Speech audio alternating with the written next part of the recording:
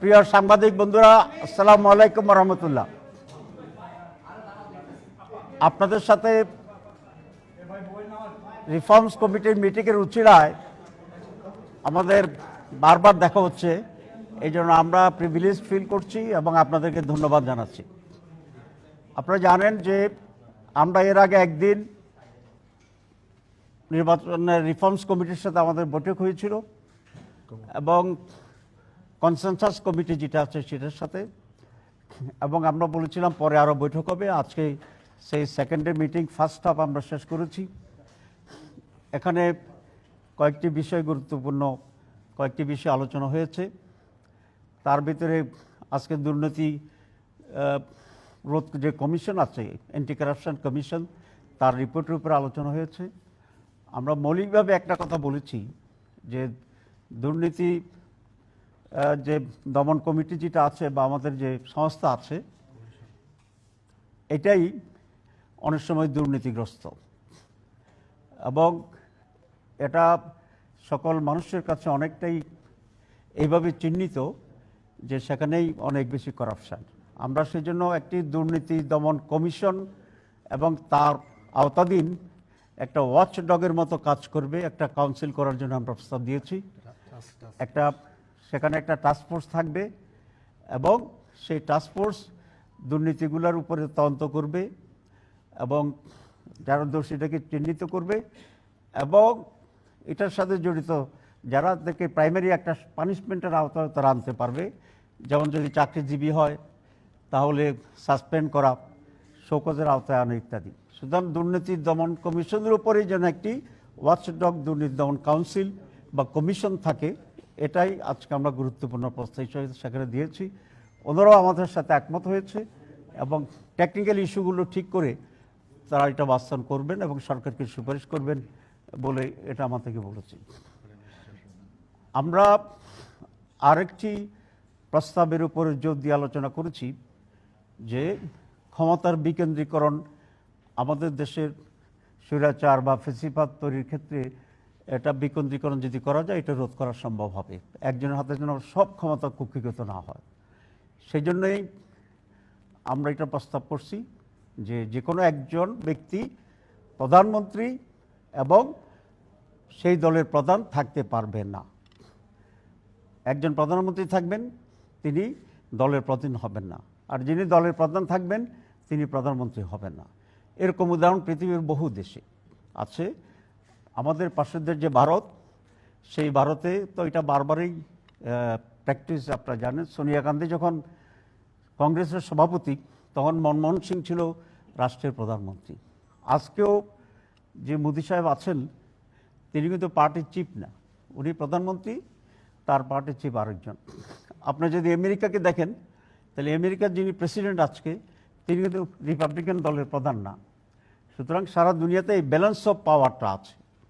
তো আমরা এই প্রস্তাব করেছি যে একজন প্রধানমন্ত্রী এবং পার্টি চিফ দুইটা একসাথে থাকতে পারবেন না। গত মিটিংয়েও আমরা কিছুটা ইঙ্গিত দিয়েছিলাম, আজকে এটাকে আমরা আরও ইন্টেন্সিফাই করেছি এবং এটাকে আমরা খুব ক্লিয়ারলি আজকে আলোচনা করেছি। ওনারাও আমাদের সাথে একমত হয়েছে যে একজন ব্যক্তি দুইবারের বেশি প্রধানমন্ত্রী থাকতে পারবেন না, অর্থাৎ তিনি 10 বছরের বেশি কোনো ব্যক্তি প্রধানমন্ত্রীর পদে অধিষ্ঠিত হতে পারবেন না সমগ্র জীবনের ভিতরেই। উনি যদি আরও বেঁচে থাকেন, অনেক সময় থাকেন, আল্লাহ হায়াত দেখে দোয়া করি কাল্পনিকভাবে যিনি এরকম হবেন আর কি, কিন্তু উনি দুইবারের বেশি আর প্রধানমন্ত্রী থাকতে পারবেন না। তাতে করে একটা ব্যালেন্স হবে যে এমন কিছু কাজ উনি করবেন না হয়তো যে কাজের জন্য উনি ঘৃণিত হবে এবং মানুষের কাছে প্রশ্নবোধক হবে। এই কয়েকটি বিষয় ছিল আজকে আমাদের, অনেক বিষয়ের প্রতি মৌলিক। আরও কিছু বিষয় আছে, আমরা আশা করি আপনারা কষ্ট করে আলোচনার শেষে থাকবেন, তখন আমরা পূর্ণ দিনের জন্যে একটি ব্রিফিং আপনাদেরকে দিতে চেষ্টা করব ইনশাআল্লাহ। ইলেকশন কমিশনের উপর ইলেকশন কমিশন অ্যাকাউন্টেবল করার জন্য জি, সেটাই ডিটেলিং করা হয় নাই ইন বিটুইন। এটা তো যেহেতু অ্যাডমিনিস্ট্রেটিভ ইস্যু, এটা তো অনেক ওয়ার্ক করে সেটাকে ফর্ম ঠিক করতে হবে। আমরা নির্বাচনের বিষয়ে আরেকটু আলোচনা করেছি যেটা খুবই গুরুত্বপূর্ণ। সেটা হচ্ছে আপনারা জানেন যে গত 15 বছর বা তার আগেও নির্বাচন কমিশনের দায় দায়িত্ব যেটা ছিল সুষ্ঠু নির্বাচন তারা করেনি বা করতে পারেনি।